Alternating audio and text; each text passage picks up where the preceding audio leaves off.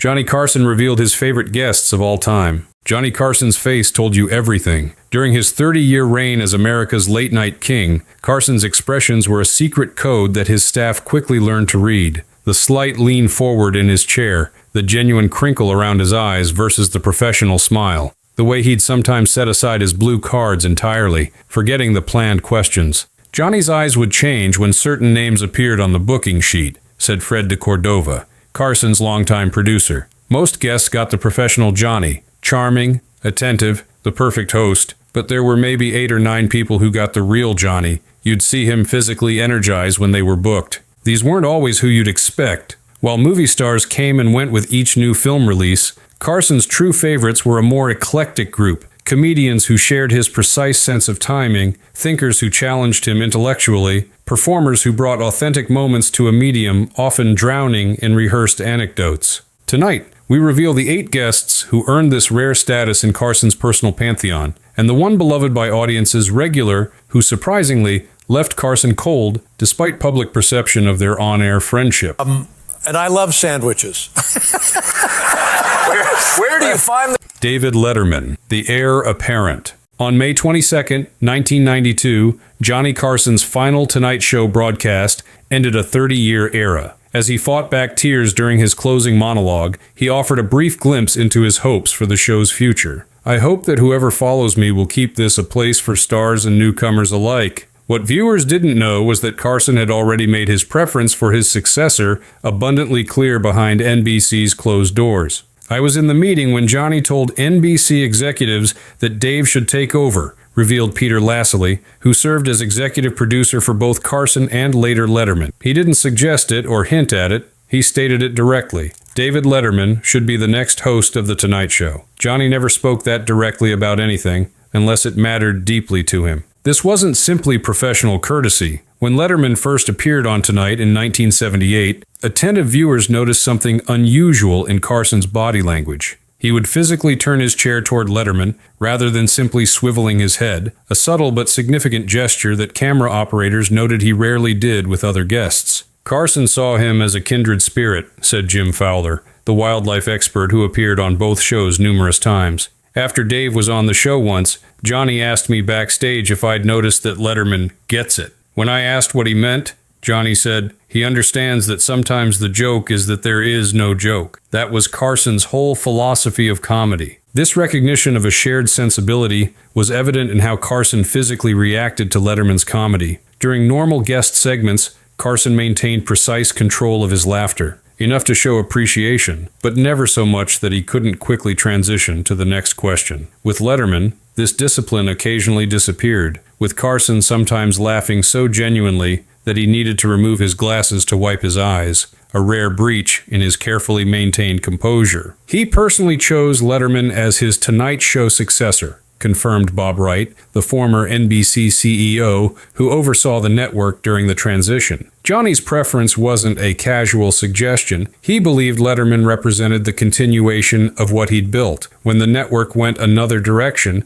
Johnny demonstrated his feelings through actions rather than public statements. Those actions spoke volumes. After retirement, Carson made exactly one appearance on a late-night show, Letterman's. He continued sending Letterman monologue jokes until his death, a gesture he extended to no other host. And perhaps most tellingly, Carson's final Tonight Show included a desk that was later shipped not to the Smithsonian or NBC's archives, but to Letterman's CBS show as a personal gift. "The only guy who really got it," Carson reportedly told his producer after watching Letterman's CBS premiere. Ed McMahon later confirmed this assessment in his memoir, writing that, "Johnny saw in Dave the same understanding of the rhythm of late night, the same appreciation for letting a moment breathe rather than forcing it." Of being like Newsweek said, the merchant of venom destroys stars. You people in the back, this is not true. Don Rickles, the chaos Johnny craved. The transformation was immediate and visible. The moment Don Rickles would appear from behind the curtain, Carson's posture would change. His shoulders would relax. The carefully measured host would disappear, replaced by someone who looked genuinely excited about what might happen next. Though Rickles often hijacked the interview, Carson loved it, said Carson's longtime director Frederick "Bobby" Quinn. I could always tell which guests Johnny truly enjoyed by how much control he was willing to surrender. With Rickles, he'd completely give up the wheel and become a passenger. That never happened with anyone else. This surrender was visible in Carson's physical positioning. With most guests, he maintained what staffers called the host posture, slightly leaned back, one arm on the desk, creating a subtle power dynamic that kept him in charge. With Rickles, Carson would physically turn his entire body toward Don, sometimes even scooting his chair back to give Rickles more stage space, nonverbal cues that communicated his willingness to temporarily abdicate his role as controller of the show. Their banter became legendary. Carson once said, "He's the quickest mind I've ever seen," recalled Tonight Show head writer Raymond Siller. What made their dynamic special wasn't just Don's insults, but Johnny's visible delight in being targeted. He'd actually prepare for Rickles by leaving his hair slightly messed up or wearing a tie he knew Don would mock. He was setting up his own roasting. Rickles' appearances triggered a phenomenon the crew called genuine Carson laughter, distinct from his professional chuckle. With Rickles, Carson would sometimes laugh so hard that tears formed in his eyes. His shoulders shook, and he struggled to regain his composure. This unfiltered reaction revealed the depth of Carson's appreciation for Rickles' comedic mind. "No script, no filter, no one better," said Frank Lieberman, Rickles' publicist for many years. Johnny once told me, "Don gives me the thing I miss most since leaving stand-up, the feeling of having absolutely no idea what's coming next." In a career built on control and preparation, Rickles offered Carson rare moments of genuine surprise. The depth of their connection was evident in how Rickles was allowed to cross boundaries that were strictly forbidden to other guests.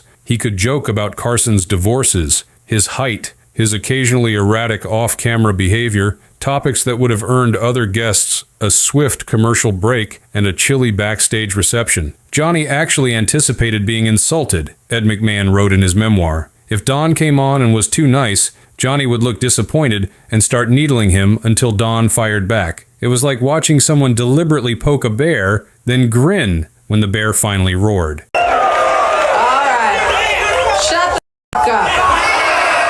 Bette Midler, the performance that broke through. Johnny Carson cried exactly once on The Tonight Show. It happened on May 21, 1992, during his penultimate broadcast, when Bette Midler concluded a specially prepared medley with a tender rendition of "One for My Baby" and "One More for the Road." As the final notes faded, the camera caught what no one had seen in 30 years. Carson's eyes welling with tears, his hand moving quickly to wipe them away. Her final appearance brought Carson to tears, confirmed John Reddy, a camera operator who captured that historic moment. "We all had explicit instructions for that shot. Stay tight on Johnny's reaction no matter what. When I saw those tears forming, I actually wondered if I should cut away to spare him. But I remembered the director saying, 'Whatever happens, stay on Johnny.'" That moment of vulnerability was exactly what the director wanted to capture. The emotional breakthrough didn't happen by accident. Carson's relationship with Midler had evolved over numerous appearances where she consistently impressed him with a combination of raw talent and old-school showmanship that aligned with his own entertainment values. He called her one of the best entertainers alive, said Tonight Show talent coordinator Howard Papush, who booked Midler numerous times. After her first appearance, Johnny made an unusual request. He asked me to call her manager personally, rather than sending the standard formal invitation for a return visit. He wanted her to know that the invitation came directly from him, not just the booking department. He never did that with anyone else during my time there. What distinguished Midler in Carson's eyes was visible in how he physically watched her performances. With most musical guests, cameras would occasionally catch Carson checking his notes for the next segment or glancing at the monitor to assess how much time remained. With Midler, crew members noted that he would turn his chair completely toward the performance area and remain utterly still and focused throughout her numbers, the same rapt attention he gave to his childhood idol, Jack Benny. "She didn't just sing, she stopped time,"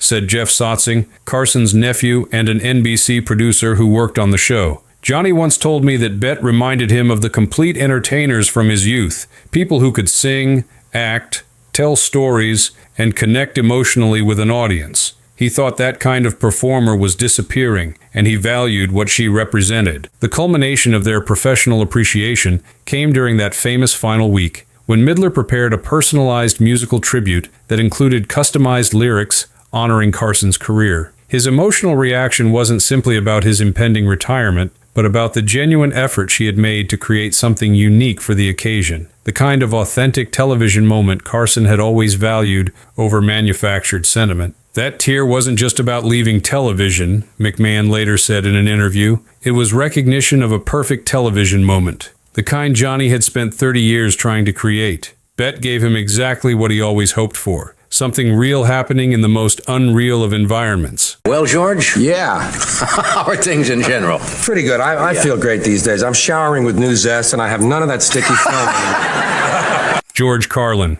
the transformational mind. When George Carlin first appeared on The Tonight Show in the 1960s, he arrived in a conventional suit with short hair, performing relatively mainstream observational humor. By the late 1970s, he had transformed into a long-haired, bearded social critic, delivering razor-sharp observations about language, politics, and American culture. Most hosts would have abandoned the controversial comedian during this evolution. Carson instead leaned in. Carson respected Carlin's intellect and risk-taking, said Merrill Markoe, a comedy writer who worked with both men at different points. You could physically see how differently Johnny interviewed George compared to typical comedians. With most comics, he'd set them up for prepared bits. With Carlin, he'd ask genuinely probing questions about how George developed his material, almost like a masterclass in comedy writing. This evolving relationship played out visually across their many encounters. In early appearances, Carson maintained what staffers called his professional distance, the standard positioning behind his desk, with the guest chair at a slight angle. In later years, as Carlin's comedy became more substantive and challenging, Carson would occasionally emerge from behind the desk during their segments, sitting in the adjacent chair to create a more equal conversational dynamic, a rare physical indication of intellectual respect. Allowed Carlin to evolve from clean comic to counterculture icon, confirmed Tony Mendez, Carson's longtime cue card handler. What amazed me was watching Johnny's body language with George over the years. In the beginning, Johnny would maintain that slight professional lean backward. By the late 70s, he was literally leaning forward toward George, physically engaged with what he was saying. The shift in dynamic was obvious to everyone in the studio. What Carson particularly appreciated about Carlin was visible in his facial expressions during their conversations. With most comedians, Carson would smile professionally throughout the interview. With Carlin, his expression would frequently shift to what staff called his considering face, slightly furrowed brow, head tilted, physical indications that he was genuinely processing Carlin's ideas rather than simply waiting for the next laugh. He made you laugh and made you think, said Dick Cavett, who wrote for Carson before launching his own talk show. Johnny once told me that what he admired most about George was his willingness to evolve, even if it cost him commercially. Johnny was fascinated by the artistic integrity that choice represented, especially since he'd made the opposite choice in his own career, finding a successful formula and largely sticking with it. Carson's appreciation for Carlin's intellectual comedy was evident in how he would physically position himself during Carlin's stand-up segments. While he typically watched comedic performances from behind his desk, reviewing notes for the following interview, with Carlin he would often stand just off stage, visible to the studio audience but not the cameras, fully engaged with the material rather than preparing for what came next. I'm a big fan of Richard Pryor, always have been, and I consider him a good friend, and I hope he considers me that too. He just comes by to... Richard Pryor, the truth teller. The contradiction was obvious to everyone in Studio One. Johnny Carson, television's most controlled personality, would visibly relax his professional guard whenever Richard Pryor sat on his couch. A comedian whose explosive unpredictability represented everything Carson's carefully managed persona was not. Though unpredictable, Carson admired his raw honesty and brilliance, said longtime NBC page Herbie Pilato, who worked numerous Pryor appearances. You could always tell which guests made Johnny nervous and which ones he genuinely enjoyed. With Richard, despite the obvious risks of having such an unpredictable performer on live television, Johnny would physically exhale when Richard walked out, literally letting out a breath as if saying, now something real is going to happen. This appreciation manifested in how Carson positioned himself during their conversations. With most guests, he maintained a precise physical distance, close enough to establish connection, but far enough to maintain his role as moderator rather than participant. With Pryor, observers noted that Carson would gradually move closer throughout their segments, sometimes ending up perched on the edge of his chair. the carefully maintained buffer zone completely abandoned. Called him the most important comic voice of the era, confirmed Fred de Cordova, who personally witnessed Carson make this statement after a particularly powerful Pryor appearance. What Johnny admired most was Richard's fundamental honesty. Johnny built his career on revealing just enough of himself to connect while keeping his true self private. He was fascinated by Richard's willingness to expose everything, his addictions, his failures, his most painful experiences. It represented a courage Johnny admitted he didn't possess. The clearest evidence of Carson's respect was his willingness to cede control during Pryor's appearances. The host, famous for steering conversations exactly where he wanted them, would visibly surrender the reins when Pryor took conversations in unexpected directions, allowing digressions, unpredictable topics, and occasionally uncomfortable moments that he would have quickly redirected with almost any other guest. "No one told the truth like Pryor did," said comedian David Brenner, a Carson favorite who appeared over 150 times. After shows, Johnny would occasionally invite a small group to continue conversations in his office. After one of Richard's appearances, several of us were back there, and Johnny said something I never forgot. He said, "Richard makes me feel like I'm hiding behind this desk." It was a rare moment of professional vulnerability from a man who rarely questioned his own approach. This professional respect was visible in how Carson physically reacted to Pryor's most revealing moments. When Pryor discussed his near-fatal freebasing accident, cameras caught Carson's expression shift from his professional interested face to something much more genuine, a moment of unfiltered empathy that briefly pierced his famous emotional containment. On the other hand, it's just an extraordinary idea, and there might be a time when we start doing interplanetary regattas. See, it's a whole new kind of idea. Carl Sagan, the mind that lit him up. Few Tonight Show moments revealed the real Johnny Carson more clearly than his interviews with astrophysicist Carl Sagan. When the conversation turned to science, viewers saw a different host emerge, his posture straightening, his questions becoming more precise, his eyes showing genuine curiosity rather than professional attention. The astrophysicist was one of Carson's favorite intellectual guests, confirmed Jeff Sotzing, Carson's nephew who now manages his estate. People forget Johnny studied astronomy at the University of Nebraska. He had a telescope at his Malibu home and subscribed to scientific journals his entire adult life. With Sagan, Johnny wasn't just being a good host, he was indulging his own lifelong passion. This genuine interest was immediately apparent in how Carson structured these segments. With most guests, he relied on pre-written blue cards containing researched questions. With Sagan, crew members noted that Carson would arrive with his own handwritten notes, sometimes containing diagrams or scientific terms he wanted to discuss, physical evidence of personal preparation beyond the standard production process. Johnny, a science buff himself, loved their deep conversations, said Joan Rivers, who guest hosted frequently and observed their dynamic. It was the only time I ever saw Johnny completely drop the host Johnny persona. He became almost childlike in his enthusiasm, interrupting with his own thoughts rather than just setting up the next answer. The audience sometimes seemed baffled by this transformation, but it was the most authentic version of him that ever appeared on air. Carson's engagement with Sagan manifested physically through what staff called his learning posture, leaning forward, head slightly tilted, brow occasionally furrowed in concentration. This contrasted sharply with his standard interviewing position and signaled to the production team that these segments should not be cut short, regardless of timing issues with the rest of the show. "He made the cosmos sound like poetry," said Pat McCormick, a writer for The Tonight Show who witnessed many Sagan appearances. "Johnny once told me that he appreciated how Carl never dumbed down concepts, but instead elevated the audience's understanding. That approach perfectly matched Johnny's own philosophy about comedy, that you should always assume the audience is intelligent enough to follow you rather than playing to the lowest common denominator." Their connection was evident in how Carson broke his own format rules for Sagan. While most interview segments ran a standard 6 to 8 minutes, Sagan was regularly given double or triple that time, with Carson sometimes deferring or canceling other planned guests to allow their conversations to continue uninterrupted. For a host legendary for his precise adherence to timing, these exceptions revealed the depth of his engagement. This Wednesday through Sunday, May 13th to 17th at the Desert Inn in Las Vegas. Would you welcome Mr. Bob Newhart?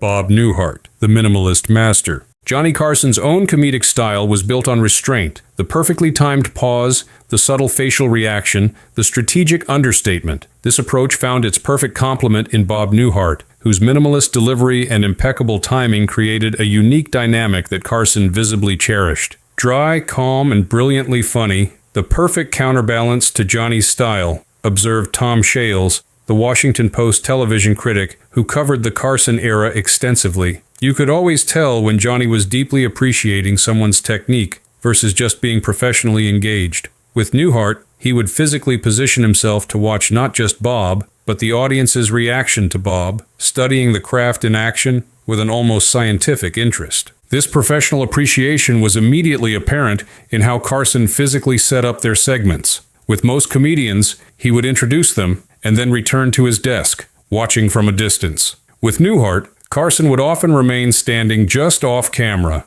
arms folded, head slightly tilted, what crew members recognized as his studying posture, reserved for performers whose technical skills he particularly admired. Carson once said, "He never tried too hard, and that's why he killed every time," confirmed Rick Ludwin, NBC's late-night programming executive during much of Carson's tenure. Johnny would point to specific Newhart appearances when training new writers. He'd literally count the seconds of Bob's pauses, noting how he gave jokes room to breathe, exactly what Johnny tried to do in his monologues. It was like watching one chess master appreciate another. What particularly impressed Carson about Newhart was evident in his physical reaction to Bob's performances. While Johnny typically maintained a composed, appreciative expression during comedy segments, with Newhart, he would sometimes visibly lose composure, shoulders shaking with genuine laughter rather than the more measured response he typically allowed himself on camera. "Timing like a sniper," said comedian Gary Shandling, who studied both men's techniques.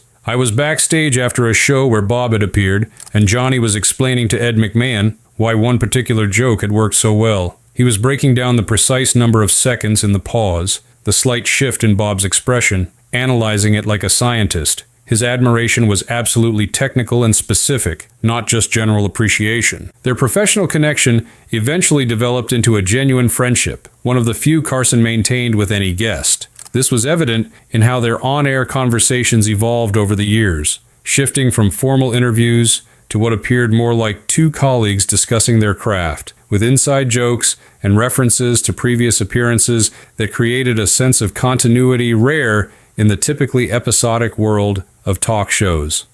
"I'll tell you when to stop. Let me know how many you're putting in." "Okay."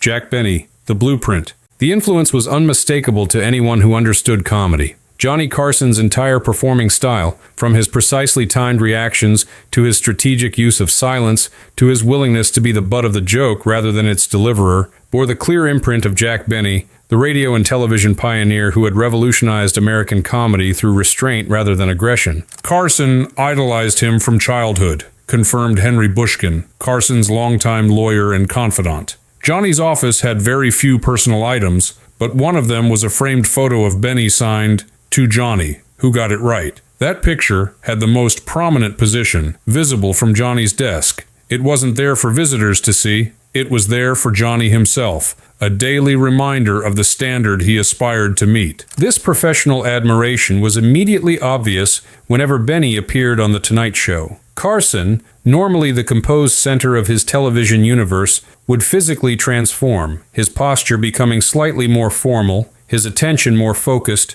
his typical host persona replaced by something closer to respectful student in the presence of a revered teacher. Benny was a mentor and role model, said Dick Carson, Johnny's brother, who directed The Tonight Show in its early years. When Jack was booked, Johnny would actually watch the rehearsals, something he never did with any other guest. He would stand off camera, arms folded, studying Jack's timing during the sound check, absorbing details that viewers would never notice, but that Johnny considered essential to understanding what made Benny's approach so effective. What Carson particularly appreciated about Benny was visible in how he structured their segments. Unlike typical interviews, where Carson gently guided conversations toward planned topics, with Benny, he would deliberately create open spaces in the conversation, setting up situations where Benny could demonstrate his famous timing, his strategic use of silence, and his masterful reactions that often got bigger laughs than actual punchlines. "I owe him everything. He showed me how to do it without ever raising your voice,"